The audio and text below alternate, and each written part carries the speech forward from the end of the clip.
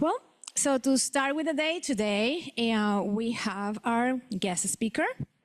He is our dear Dr. Schreckengost, also known as Dr. Homer. He's going to be speaking today here with his team too. So I need to do this. So he's going to be coming here with Eli, who is the Director of Business for the Schreckengost Integrative Medicine. And he also is going to be speaking to us about their foundation, the Schreckengost Future of Care Foundation.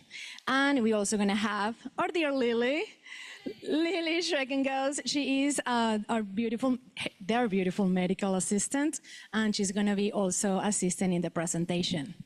So, Dr. Homer, he is an osteopathic physician who blends traditional medicine with holistic care to solve the most complex cases.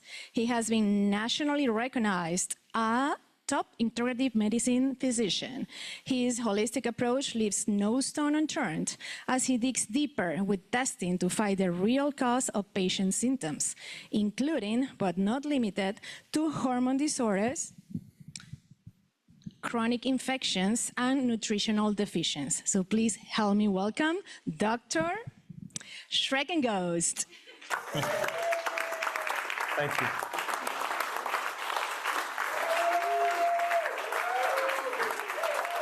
Thank you very much. Well, as usual, I am excited to be here, and I'd like to thank you all for the opportunity to get in front of you again and kind of share where we're headed.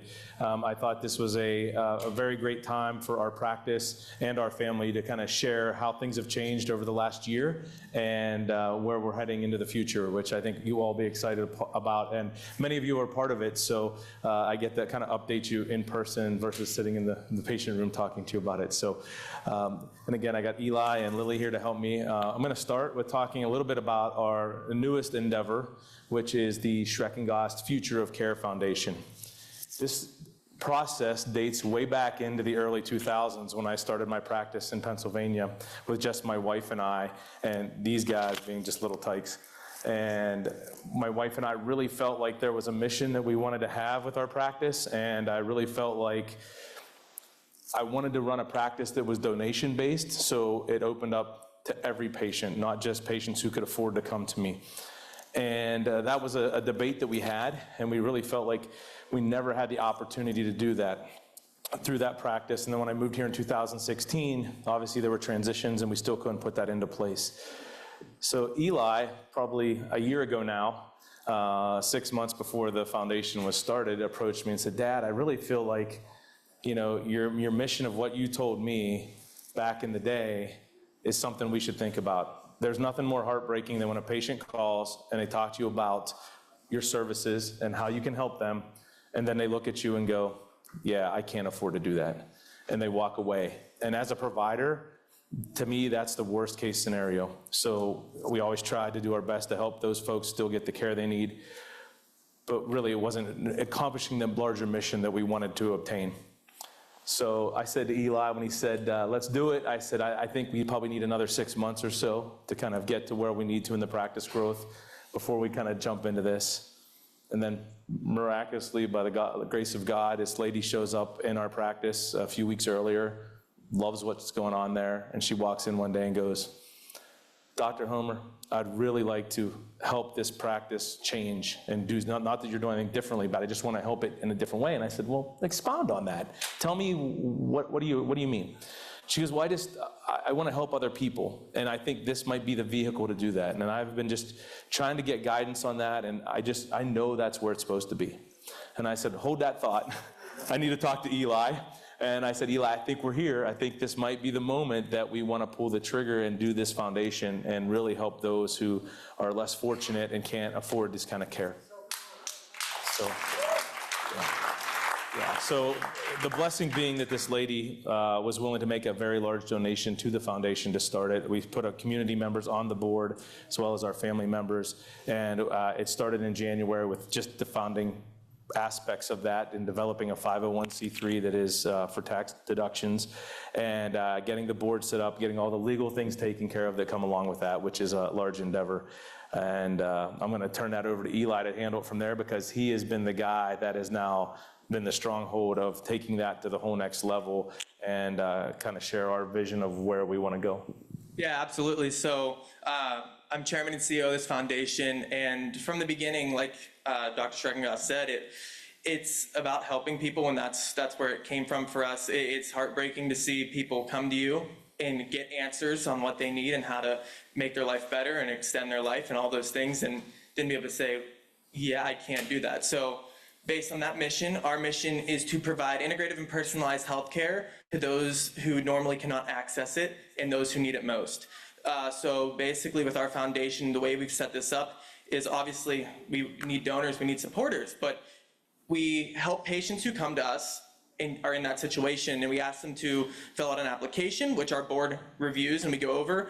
And from that point, we're able to help them in whatever way they need. Some people, will come to us and they need complete care. They need top to bottom, like everything you can imagine, and they can't do anything about it. And we're in a position to help those people. Maybe some people just need that little push, right? We're there to help those people as well. So really, we just want to open our doors to people and help them in whatever aspect of life they're in their health journey, and not turn people away. It's, as you guys all know, this mission is a very community-based mission. It takes all of us, and we want everybody to be able to join us in doing that. And right now, if you look not only in the US but worldwide, it's a very closed-off opportunity for a lot of people. There's not a lot of people who can access it and want to access it. So we want to make that change and open it up to everybody. This is a worldwide mission and community project.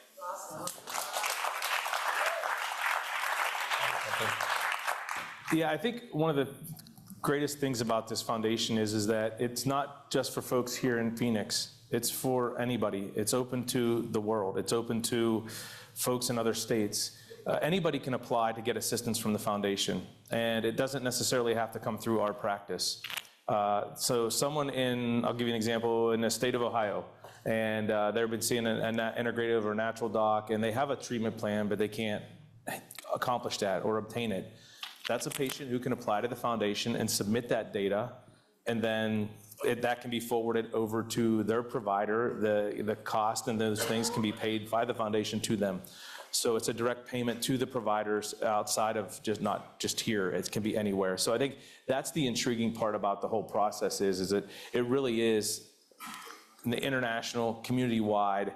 We're looking for other providers to partner with. We've got some of those discussions in place across the country, so that when we have a patient who can't physically get here to be in our practice or be part of that or have me help them, and they're thinking like we are at another provider, we can obviously go down that route with them and give them that guidance they need. So the board is extremely open to that, which was great. I mean, I think that for me was the biggest thing was, it doesn't just have to be through Schreckengost Integrative Medicine. The foundation is able to help people all over the world who have a need that they just can't accomplish because of their financial status, which for me is key to be able to help those folks. So, and give them the guidance and direction they need to find that place.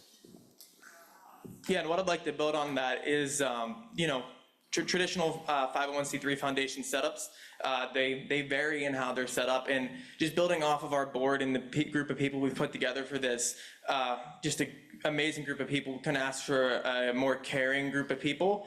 And one of our things when we founded this foundation and our mission was, we sat together and we said, it's important that all the funds that we get go towards the people who need it and the patient care that we need. So we made the executive decision to sit there and say, there are zero board salaries, there's zero compensation. We will not take a penny of this mission, and it all goes towards patient care. So 100% of the funds that come to this foundation go to patient care, 100%. They go nowhere else. Thank you, and that's something that you don't see commonly. I know a lot of people have a lot of problems donating to certain causes because they're like, well, not all the money goes to the cause, and that's what I'm here to support. So that was a really big step for us in creating this foundation and creating that atmosphere to show that we are 100% mission driven, and that's what it's founded on and what we're pursuing. Yeah, thank you. Yeah, the reason we want to share that with you is because we know there are folks maybe in this room who need that help. And there are also folks here that may be able to help with the mission as well. So again, we feel many of you are part of this practice, our practice, and we feel like your family does too. So we wanted, since our family's part of it, we felt like we needed to share with you guys on a personal level versus just saying, hey, check out our website. We have a foundation now, because we really do consider our patients family. So thank you for listening to that part of it. And if you have questions at the end, we'll be able to answer more questions about the foundation. I want to segue a little bit into kind of what we're doing with our practice because, again, from all of your support, we've been able to grow very nicely. And with the foundation joining us, we want to get a little bit more space, and we want to be able to offer the foundation an office within our office so that folks could come in there and have their business meetings and do things like that. So we are moving across the parking lot from where we were to a larger space. Going from about 1,200 square feet to 3,100 square feet, and that should happen in July. So as long as the timing of the build out goes as planned and there's no delays, hopefully in July, that's where we'll be. That allows us to do a lot more. Our training facility is already large and phenomenal, and we love that. We need more patient care rooms. We want to have an IV room with red light therapy, and we want to take that to the whole next level. So we want it to be more of a relaxing, safe, healing environment for patients versus just coming into a standard kind of office-built system. So those are some things we're looking to do. You'll see Eli and I are wearing red light glasses, or red glasses. They are blue. They're blue blocking. Yep, exactly. So again, reason we did that was because those are the kind of ideas that we're taking into the new office space, is to basically make sure that we don't have a lot of blue light and a lot of things that disrupt hormones. And even from the IV standpoint, when you have an IV and you mix it and it's exposed to your standard fluorescent lighting, there is some chance over time, if it sits there long enough, that it could change the efficacy of that. So again, we're taking all those measures to optimize what we can do in our practice to go to that next level. One of the things that I think is super cool and we can ask about is we're really trying to be on the forefront of technology. I'm gonna grab this little device here. This is state-of-the-art training device. It's a set of glasses, and I'll kind of get into, I'm gonna have you hold that, kind of why we're talking about these. This is the kind of thing that we're gonna push in the new space. These are basically to improve your proprioception and your ability to track. So a little story about kind of how we got to this point with, these are prototypes. You're not gonna find these online anywhere. So this is, we'll be one of the few here in Arizona, actually the only one in Arizona to actually have these for our patients and the ability to train with them. But basically, these have been used for some of the elite goaltenders in the NHL, in the hockey world, also some of the professional golfers. This has been where this prototype's been used and studied. But basically what they found out was, as most of you know, if we ask everybody to look to the left and look to the right, how much range of motion do you really have in your neck as you age, or if you have an injury? And some have great and some have none. So right when they're driving, they even just go like this to look to the right, they're going like this to do it, or looking left versus actually turning their head. And there was this movement in the hockey world where goalies were used to track the puck with their eyes only, and they realized that the ability of the goalie dropped drastically. So what they wanted to do was go back and retrain with the proprioception with these on, which forces them to move their neck and head to track the puck and not just their eyes. So that's just a preliminary introduction. I'm sure we'll be back to talk to you about more of those, but that's the kind of thing that we are now taking from the sports world and bringing it into the aging and longevity market and saying, this is going to be very important for you maintaining your balance and avoiding falls and, improving your proprioception and retraining your nervous system for anything it lost in the meantime, so that neuroplasticity. So these are the kind of technologies that we're talking about, and if you put these on, it literally does make you, like, you can't just kind of move your eyes and look at things. You've got to actually understand where your body's at and your brain. You don't want that to be something you have to think about, because by that time you've fallen over the dog or you trip down the stairs. You want it to happen like that so your mind doesn't have to think about it. It should just be natural, and the nervous system should be able to pick that up. So these are called optic tracks. this is kind of the technology we're looking to bring to that practice in that office space, which allows us to do because we have more space. So, you want to add anything? Yeah, I'll just add a little bit about those. So those are going to be a really cool tool for us to use. And like Dr. Schreckengost said, we're priding ourselves on being at the forefront of technologies and advancement in all areas, from anti-aging and longevity to treatments of whatever people may have.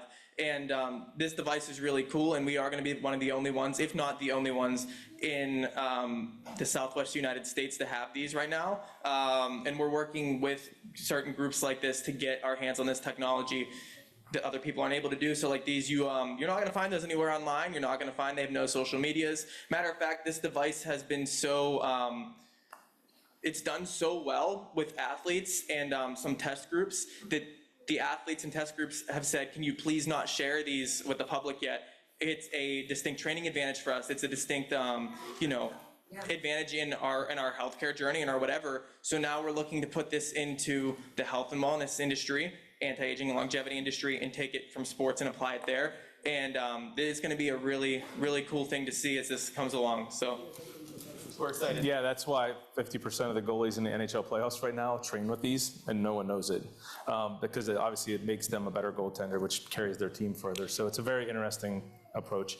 But that's the kind of technology we're looking to go to the next level with. And, our space will allow us to do that. So again, if there's questions you have on that or anything, feel free at any time. If you have a cool technology that you are interested in, even, and it's not something that's accessible, we love to hear that. We vet a lot of products, a lot of supplements, a lot of different things that people are recommending out there to try to figure out, is it really worth the hype?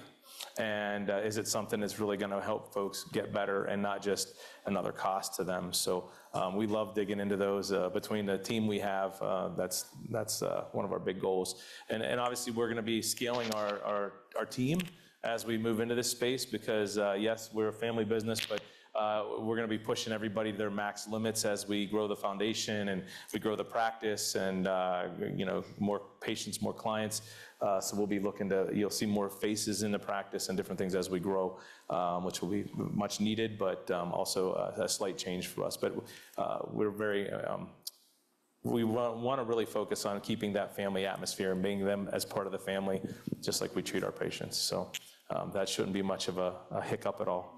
Do you have anything you want to add? No, you're good? She's kind of speechless when Eli and I talk because we say everything. So yeah, I guess what I'd like to do is kind of open it up to questions about the foundation, about the practice, about where we're going. I do have one more. Oh, sure. Yeah, I got one more thing to add. As we expand and we grow, something we pride ourselves on is being very metric driven with our patients. So being able to actually see tangible results in healing and stopping aging and all those things, we actually want to be able to see the results. So testing before, testing after, seeing what's working and what's not, and doing that. So whether it be advanced testing to get your metrics, or it's biometric data, and all those things, we're looking to expand into that to be able to monitor people's metrics all the time. And that's what the future of healthcare is. It is personalized, and it's down to that note of being able to say each person is unique and each person has different metrics, biometrics, and that we need to be able to act upon now instead of waiting 6 months from now when we get the test again and see it. So that's something to look forward to, is being able to have metrics for your own person and act upon those. And that's something we're actively pursuing very quickly. Yeah, absolutely. One of the, I think kind of where Eli's headed with that is, one of the things we're looking at is being able to take your Whoop data and monitoring it relatively real time so that you present data, you share your data with us, and within the 24-hour window, we're like, hey, look, your heart rate variability dropped, there's a problem, like we want to intervene ahead of time so that you're not waiting till you're sick to call us, that we can track that information. So we're looking at data like that as well. And, I definitely think that some of the things we're looking at from even a tiered initial consultation standpoint, one of the things we're realizing is the more data you get up front, the better treatment plan you can get. So we are tiering some of our initial consultations into, what everyone here is kind of experiences initial consultation, but then you can add additional testing into that up front versus waiting to kind of go through it all and say, oh, look, we probably need to do parasite testing or mold testing. We're going to bundle that into some of our packages up front so that you can come in and pick a different level and say, yeah, you know what, I want to have all that done on the front side so we know, and it's going to be more cost effective for you in the long run because we're not kind of putting it together and then kind of having to reevaluate. You get it all at the front end. So that's one of the things you'll also see as we move with the new tiers of kind of initial consultations. Just allows you to select additional testing that you may want up front so we have those answers to work with. And then when we create your treatment plan, it's a much more robust plan, but allows you to kind of tackle all those issues. So that's a little different change. Yeah. Anything else you want? We're good? Any questions for us on any of the topics? Yeah, we're gonna, yes? Sounds good. Who has a question? Thank you for the presentation, very good. I have, you say it's grow up, now you are moving for different place. I just want to be sure, you accept insurance?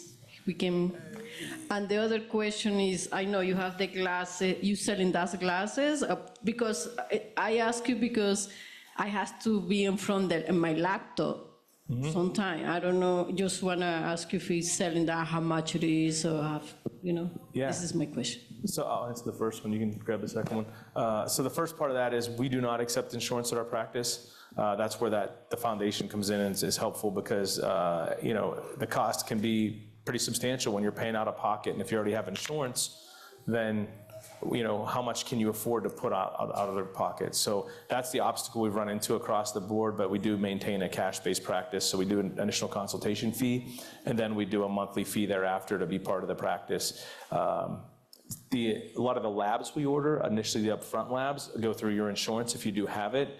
So we try to maximize what you already have in place. So imaging, lab costs, things like that, and other additional labs, like I was talking about, scaling that initial group of testing done that just aren't covered by insurance to give us more detail, like parasite testing and metal testing and mold. But yeah, that's that part of how it works. And I'd like to just build on that one before we go to the second one, this is when we were looking at making, this kind of care accessible for people through the foundation. This was a lot of it because none of these treatments and protocols are covered by insurance. So it's, out of pocket, it's cash-based care. So that makes it even more unaffordable and inaccessible for a lot of people. So that's the step that we're taking to stop that where it lies and make it accessible for people who can't, because insurance isn't going to do a thing about the kind of care that we all want and need to, pursue this mission. Yeah. And then on the second question about the glasses is we strongly believe in blocking blue light, anything from your LEDs, fluorescents, working in front of your laptop all day. I spend a lot of time in front of a computer just working on the business side of everything and keeping everything running. I don't work in front of the computer without them. Dr. Homer can expand on it, but we know that it disrupts hormones, it ruins your circadian rhythm. It does a lot of things that disrupt the body and prevent you from not only, it prevents you from healing, is what it does. It stops the body from functioning in the state that it needs to be, and we're around them all day long. There's lights everywhere that are artificial, and it's just one measure we can take to get in front of that. Yeah, I don't wear mine in the office, obviously, because I need to be able to see people's skin rashes and everything in their real color. But there are times if I'm doing work, I will slap them on when I'm there in the office. But when I go home and work at night, which I spend a lot of time in front of the computer at night finishing up things, I wear them the whole time that I'm at home, and I'm not examining bodies to, that it would disrupt. Because again, we find it's an important part of what we're doing to heal the body and go to that next level. You have another question? Sure. Okay, thank you, Dr. Homer. I really appreciate you be here and bring the information regarding the foundation. Now, my question is about what is the protocol regarding to suggest to you guys, to suggest a person that I know doesn't have the resources to pay the treatment with you, because as he says, everything's out of pocket. Yeah. So what if I know somebody, maybe one of my cleaner, my employees, or a friend of mine that I know it doesn't have the resources, what I need to know or what they need to know in order to get the benefit of the foundation? Yeah, that's great. I'll jump in and let you finish it. Yeah, sounds good. So that's the great thing about the foundation. So you can literally go to the foundation website, which is shrekfutureofcare.com, and you can either give that information to one of your friends or family members, and they can go in and fill out their information, or you can do it for them. We have a lot of folks who come in and recommend a member or a person to get services through the foundation. One of the key factors is that we do look at the financial data that comes in. The board looks at all that and says, okay, look, what is their income?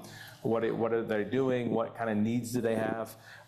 So that's all available on the website. You'll see an area that says donate or help out, and then you'll also see another area where you can go in and fill that application out, and it's all online. But there are options to do it. If someone doesn't have the technology to do that, they can come to the office, and we will give them a paper application to fill out as well. Yeah, but to expand on that, if you just go onto our website, there is a sub-tier thing on the side. It'll say patient application. You just click on that, and it'll take you through the application process of about 30 questions, just general information, name, email, phone number, all those things, finances, what care are you seeking, are you currently seeing a doctor? It'll ask all those things, but what we've done is we've given the ability to refer somebody on their behalf. So maybe they don't have access to the technology, or maybe they're just a little too stubborn to do it on their own, so like, there's somebody else who could use it more than I could, but you know that they could use it. You can go on and put their info in on their behalf, and maybe you don't have all their info, right, because some of it may be personal information, but we'll take that application and see it was submitted by you on their behalf, and then we'll move from there in reviewing it and getting them the care that they need and working through that process. So it is easily accessible and easy to do. I also have something to add regarding donations. If you know somebody that you love and you want to kind of help them out, you can donate funds on their behalf specifically. Yeah, if you put that in your donation that it's for X person, then that all goes directly to them based off of your donation, and that we do honor those requests. So I think, to share, since a lot of the questions are about the foundation, the really kind of interesting story. We had a gentleman who, a friend of mine, who said, I'd really like to get my dad in to see you. He can't afford this, but I'm gonna go ahead and pay for him to come see you once and see if you can give us some guidance. That was right when the foundation literally was just, in its first day, like we'd just gotten everything approved to move forward. So I said, that's fine, we'll go ahead and do this visit with him. And he's an amputee of about 25 years now. At his young age, he was in an accident where he was doing masonry work, and he had an accident where he lost his leg and had a bad wound, and they couldn't fix it. Been disabled since. Very low income, him and his wife both, just really trying to do the best they can with what they got, trying to listen to their doctors, taking some medications, but shows up at my door, and I actually examined him, and I said, have you ever had an abnormal heart rate before? And he goes, I don't know what you're talking about. He was in atrial fibrillation. So it was a real blessing that his son just intuitively said, I think my dad needs help, and I need to get him to you. So I sent him to get an echocardiogram and do some things to look further. And it was confirmed that he had atrial fibrillation, but he did not have any blood clotting or anything. So then I started to treat him basically through our office, not going into the hospital because I felt comfortable doing that. And I knew that he was a big enough mess, he probably wouldn't come out of the hospital, to be honest. So I started treating him, and today he's doing the best he's ever done. We've now been able, through the foundation, to do some stool testing, and I found that he has a really bad parasite, and that might have been what triggered the whole thing in the first place. So now we're getting to the root cause, again, based on the foundation. And this guy's now actually able to walk better. Even with his prosthetic, he's able to move around better. He's feeling just overall in a much better place, and we're seeing it real time. So eventually that story will come back to the foundation and be able to be shared with other folks. But right now we're just seeing that at its infancy, and they're just so appreciative because the traditional system, as we all know, or we wouldn't be doing this approach that we're all taking, has really failed the population. I mean, there's good parts of it that we absolutely need, and there are parts that just has failed. And for him, that's exactly where it was. I mean, he's been seeing his doctor regularly for months and on all kinds of prescription meds. He's obviously been in this rhythm for quite a while based on how he was feeling. So those are the kind of stories where the foundation is actually making a massive improvement. So when you know someone that you feel needs that kind of care, or you feel that there's a problem, that's the patient that you probably should be going to the foundation and saying, hey, look, I know someone, or lead them in that direction, because that they can get help. And we also, here in town, if we have modalities that a patient needs, so let's say they need some detoxification process like colonic hydrotherapy, or they need a massage therapist, we're gonna work that through the foundation as well, if they can't afford it. So we look at every case individually and kind of look at their needs, and the board has been really great to kind of use me as their medical expert and say, what do you think this patient really needs? And then what do you think the cost of that is? So that we can kind of budget that into what the foundation has. And our goal is not to have to look back and go, okay, we can only help this many people because this is the funding we have. Our goal is to help 100 people by the end of the year, by December 31st, and we're already at 15. So we're 15% of the way in the first couple of months, and we really didn't start until like March, really helping those folks. So it's looking really promising. And obviously, if we can get to 100, I think next year our goal will be 1,000, but we'll see. So yeah, pretty awesome stuff. We only have time for 2 more questions. Jim, we have 3. We had 3 questions? 2? Okay. Thank you, Dr. Schreckengost and team. That sounds really wonderful. My question is, if someone across the country applies to the foundation, does the board require their provider, their care provider, to be in the field of functional medicine or integrative medicine in order to qualify? So yeah, what we're looking for is providers who have the same thoughts as we have and the same approach. So if a patient says, hey, I have this treatment plan from Dr. Smith back east somewhere, it's one thing if it's just their treatment plan for traditional medicine opportunities. But if it's integrative and functional, we're obviously going to look at that a lot differently and say, look, like they have an integrative provider, they have someone who is thinking the same way we are about how to take healthcare to the next level.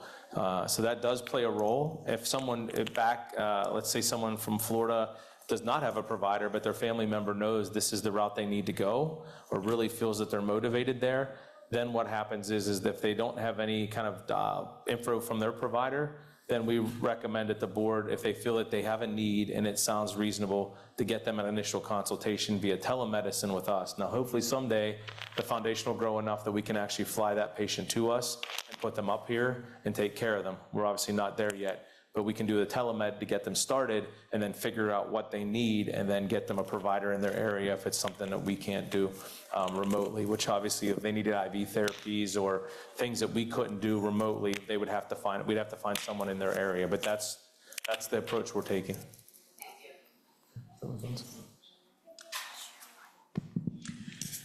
Hi. So I have 2 questions. One, you talk about the blue light glasses. Mm-hmm. What if you wear prescription? These are prescription, mine, because I wear readers, so I had to, that's my son okay. came to me and said, Dad, I would really like to get you a pair of these, and I said, that's not gonna work for me because I need to have my reading glasses on all the time when I'm working. And he's like, give me your reading glasses, and he looked and got the prescription off of them and then ordered these with that same prescription. Okay, great. The other question is, you spoke about a whoop, and you spoke about gaining information. What about an aura? If you could share the data, it would be the same idea. As long as you can take your app and share that data with us, that's the approach we're looking to go with. Thank you. Hi. Hey. Well, I have been working with you, and the way my health is right now is like I have never had it for a long time. Like I feel like really, really good, and I'm thankful for you. Thank you. I have a question about I know you have like a membership. Is that, are you still working with that, or is there a chance that you can work with somebody like and pay as you go? Because I understand the purpose of the membership, but like for for example, my case, I consider myself very healthy. I just don't bug you at all for anything. It's just when I need to, to check me out like every 6 to 8 weeks. So I would like to know if there is still, you can have another, program or plan or something like that. Yeah, that's a great question. So currently we only work on the membership model where we do the monthly fee, just because of our approach is that basically, even if you're doing well, we want to be there as your partner to take you to that next level. So when I say to folks, you've really accomplished, you've hit your goals, what you've done, you've hit that target of where we want to be, let's take it to the next level. Let's find out what are your next goals and let's work together to get there. And the pay-as-you-go model just has never seemed to work for that because, again, people just kind of come in and out and you don't really get that continuity to keep them going. So we haven't changed to have a different model at this time. Doesn't mean that something won't change in the future because that's always very fluid. But at this point, that's kind of how we've envisioned the partnership with patients, and the model is we want to be there. And that's one of our goals as we scale. And it's really, really important that we have the ability to handle the volume and manage that so that we are that partner that's there all the time for you and have the access for you. That's a good question. Thank you. Yeah, this is great and very exciting about the foundation, like really touching. Thank you. And I'm assuming you're also interested in donors, because I do have pretty wealthy clients. Absolutely. I'm not saying, but I would like to present this to them. So what's the best way to do that? Just send them to the website and maybe connect them with you? Yeah, I was going to say send them to the website maybe just to give them basic understanding, but I'd love to connect personally with them. Yeah, because I think the human touch is what they that's would. extremely important. Yeah. So if you could set that up and maybe, grab a coffee, grab a lunch, Perfect, I'll do phone that. call, whatever Yeah. it may be, I'd love to talk to them. Yeah, so Brad and Gina Bendy are good people to talk to. I mean, they have big hearts, but I will talk to them too. It might be better coming from me, but I just feel them. Like I feel that would probably touch their souls. Yeah. So then the other question I had, because I have a lot of clients on the GLP-1. Some of them are with you. They're probably with 10 different providers, I would say. You are the only one that ministers the GLP-1 like every day or 5 days a week. Could you tell me the difference? Because I've never heard of anyone doing that just yet, so maybe you can. Yeah. No, I'd love to take a few moments and I'll try to be quick because I know we're limited on time. The interesting thing about GLP-1s that people don't realize is there's really 3 different kinds out there on the market, right? There is the traditional pharmaceutical Ozempic, Wegovy, Mounjaro that are branded, right? They come from the pharmaceutical companies. They are synthetic in nature. And they basically come with a myriad of side effects and other concerns about being able to get off of those. Now, they do work. They accomplish the same goal, generally speaking, of weight loss and being able to improve the GLP-1s. The second variant out there happened when there was a shortage. The compounding pharmacies decided that they were going to pick up that area where they didn't have enough supply. And what they did was they took that same product and they just changed the dosing of it, how to administer it. So instead of a 5 milligram, they now offered a 4 and a 6. So it could be more individualized for patients, right? Which is great because it filled the gap where there wasn't enough supply. There's a third variant that is extremely rare and hard to find, but is a purely peptide-based GLP-1. It's still called tirzepatide or semaglutide, but it's designed from amino acids, all natural amino acids. And the reason that's what we use in our office, which is different than the other ones. And it took me a long time to open up to even using a GLP-1 for that reason, because I felt like there was a lot of risk with the other ones and a lot of bad things that happens when you hit the target and then you can't get off of it because it continues to spiral. One of them being lean body mass being lost, which we all know is lean body mass is massively important. So the ones we use are 99.9% pure, coming from our producer. And basically, that's an unheard of statistic out there. So that's what convinced me to start offering them in my practice. And I do the microdosing for a reason, because I really feel that peaks and troughs in medications or supplements is not good. So what happens if you do it weekly, you get a dump of it into your system and you get this peak and then it fades off towards the end. So you're kind of like yo-yoing the body. So what we do is we have you do it Monday through Friday, and we take that same dose that you would get weekly and just break it over 5 days and giving the body a little bit of a break. Usually on weekends, I tell people, or pick your favorite 2 days, and the outcomes have been phenomenal with regard to people hitting their targets. The other part of that is we've done our own personal trial with it to see if I can maintain my lean body mass while doing that. So I'm going to throw out some data from myself personally, because that's my data and I'm welcome to share it, is I lost 25 pounds since mid-January. I've lost 0.6 pounds of lean body mass, 0.6. So we didn't even lose a pound, right? And honestly, I think to me, that is the statistic that matters the most, right? So that's why we use what we use. And that's the difference. And unfortunately, lately, there's, because of that whole rule that came out now that compounders aren't allowed to make it, and they're taken back to the pharmaceutical grade, the cost is going up drastically, but we're trying to do the best we can to minimize that for folks because we have people on them already and we see the success. So just so you guys know, on my side, I'm trying everything I can to keep that cost as low as possible. So, yeah. Great question, though. Thank you. Great question. Deb, did you have a question? No? I didn't thought you had your hand up. Me? Yeah. Oh, it got answered. Got answer. Okay.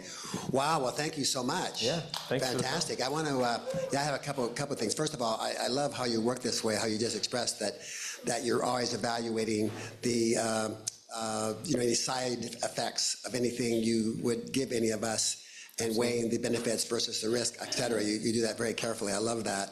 You've done that from the beginning. I really appreciate that. And I appreciate, I think everybody does, how you've been working with us on this level. The question I have, though, is that we talk about blue blocking. So I'm going now to a wellness spa that just got in a blue blocking modality, okay? It's a full bed you lay on with all blue light, all right? Now, I tried it the other day, and the idea of it, they're telling us, is that it builds endorphins, et cetera, and, even out skin tone if you need it, that kind of thing. But so what is the difference of that? Now, I asked that he didn't really know the difference in the spa, but, you spend like 20 minutes in it, you work your way up, but what is the difference between that blue light, for example, and the blue light we deal with that's harmful for our bodies? Is it basically the same thing? Should you stay away from something like that, or do you know about that? I know a little bit, and if you others you want to jump in with, you can, because Eli's researched this a lot as well.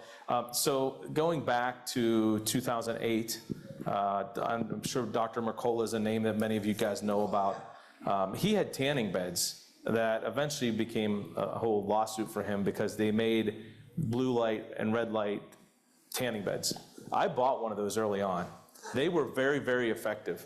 The lawsuit was really, in my opinion, totally obnoxious, but they had to refund everybody's money from all of those because they said that, it was, they just went after him for it, but they did really work. There are certain, blue light waves in that direction where they were in there and the certain wavelengths was very, very helpful. So you really wouldn't necessarily get a tan, but it was very healing to the body, right?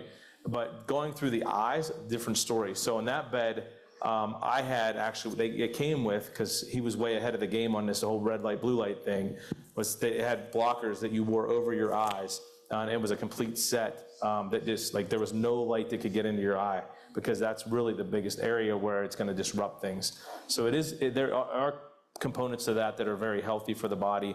You just got to be very precise on how you're using it and when you're using it, and definitely not staring at it and not having protection of the eyes. Okay, well, that's a good thing. Yeah, they don't have that information at all. They just put people in there without telling them to close their eyes. Right. But so you should wear some type of blue light blocker or a mask. That's or correct. Whatever that blocks the light coming into your eyes. But otherwise, that would be healthy for you if you block what coming into your eyes. That's correct. Yeah, and I'll add on that. Obviously, through the eyes are very sensitive, and it's a direct pathway to your brain and to your neural networks. So that's a very sensitive thing that can dysregulate the body.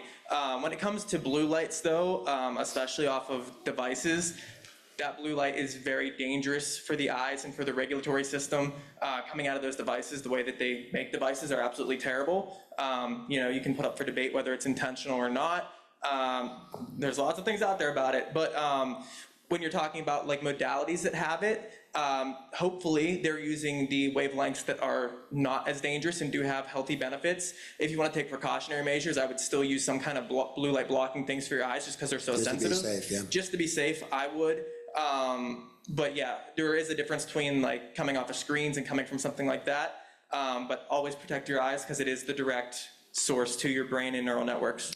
So I heard now some of the newer computers, or even some of the earlier ones, had blue blocker built into them. Is that really the case, or is it that effective?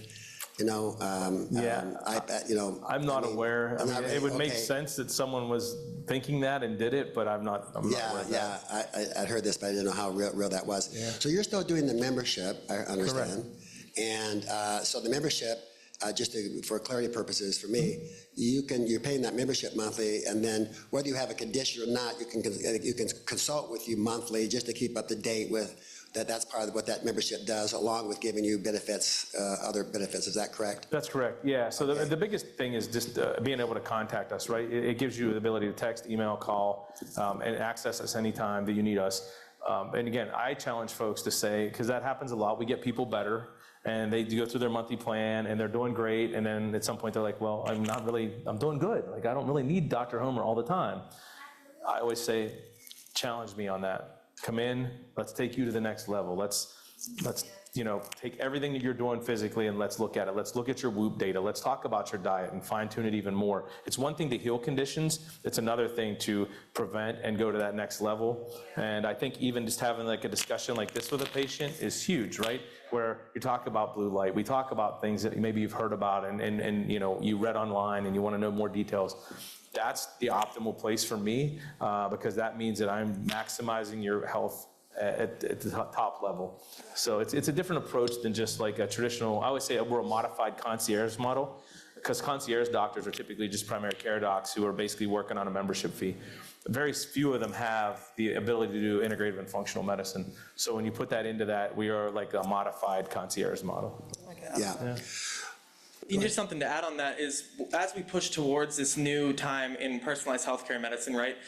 It's one thing to get to your goals and be healthy. It's another, we have lots of new metrics, right? Where we can look at pace of aging and slowing down the aging process. That is a never-ending journey, and that's something that having someone to work through that with you all the time is very important. I'm extremely fascinated with like the pace of aging test and anything we can do to reduce those numbers, and that's just an ongoing process. So, like he said, he challenges people to go beyond just being healthy and hitting your goals. It's this ongoing process of striving for that. And that's something that excites me, so I just wanted to share that that's a new mindset and new thing that's coming around, and we all agree in this room on that, but looking into. That's important, yeah. Thank you. That's great. Yeah, a couple of people have asked me, well, what kind of medicine does Dr. Homer, practice? And by the way, I'm the one that coined the Dr. Homer thing, so. Yeah, and by the way, we were just talking about that. Schreckengost. The funniest thing is, like, in my entire career, I was never called Dr. Homer, and I shared this story earlier with Alfonsina. Well, I was going. And then I met Jim, and like instantaneously, I became this notarized Dr. Homer, and basically what's funny is Eli came to me a few months back and he's like, Dad, just to let you know, like, here's our Google data and here's the searches going on. And he goes, what do you think our #1 search hit is on our practice? And I'm like, Scottsdale Integrative Medicine, I don't know, like holistic care. He's like, Dr. Homer. And I'm like, that's all Jim Stroll, all of it, 100%. But it's stuff. You're welcome. And I love it. Yeah, no, I love it. I've always just said I don't really need to be called doctor. It's interesting because I'm telling people about you, and they're always going, what's that name again? What's that? How do you spell that? Right. Dr. Homer. I said, yes. Dr. Homer. Well, even now, facilities call and they be like, we were supposed to send some records to Dr. Homer. Is this his practice? And can you give us your fax number or whatever? Yeah, so we still get it. There you go. So the other thing,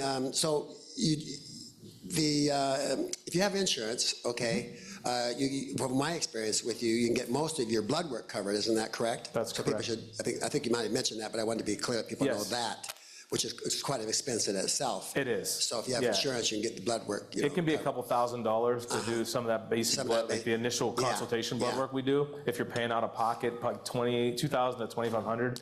So most of that will go through the insurance if you have it, and obviously if you have a deductible and things like that, it plays a different role. But we can work with folks on that as well. Well, I love too that you delve deeper in the blood work than any doctor I've been to, and I've been to a lot of. I mean, I hold the record now over at Sonora Quest for 26 vials of blood. Yes. I mean- Yeah. And then I'm known by the lab, the phlebotomist, as the, oh, that guy. You know. Exactly. Yeah. They're going, when I come in, they go, oh no, we got to sit, get out, two nurses in there, a whole bunch of stuff, so they get everybody Yeah. in there. So, okay, wow. Anything else you wanted to add, or? No, I mean, just really for me to say, and I think from all of us, is thank you for your Yeah, thank support. you. We know that you guys have been a massive part of our growth in our practice. We love all of you guys, and we just appreciate the family that you have here that you continue to bring to my office. So what I see here when we meet with you guys, you see a family, and when you guys come into the office, you treat my family the same way. So just this chance to say thank you, and that we appreciate that, and that's what we're hoping we're giving back to you as well. Yeah, thank you. We love you guys too. Thank you. Thank you. Thank you.